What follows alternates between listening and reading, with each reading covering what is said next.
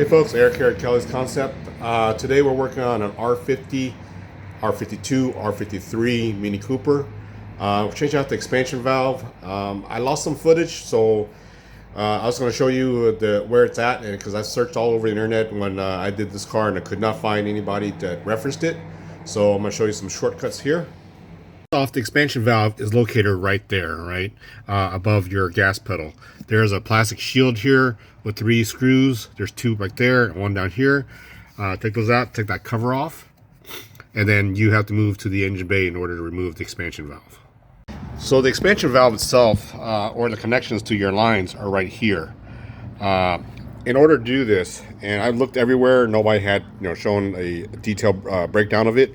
You have to remove your air box, remove your throttle body, right, and then also remove your transmission mount.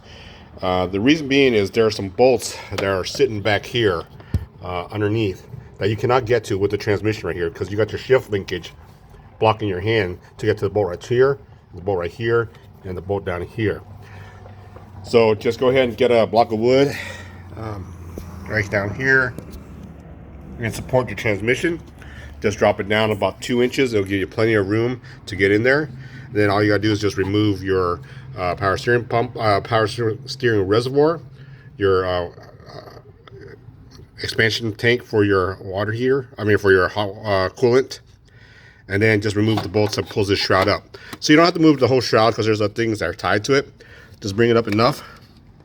Then you got 2 10 millimeters that hold the lines in. Once you take the lines in, you take the block out. Then you use a little a torque. Mine was a torque head. I heard some. Mine was a hex head. I've heard some people say theirs was a Torx. So mine was a what is this?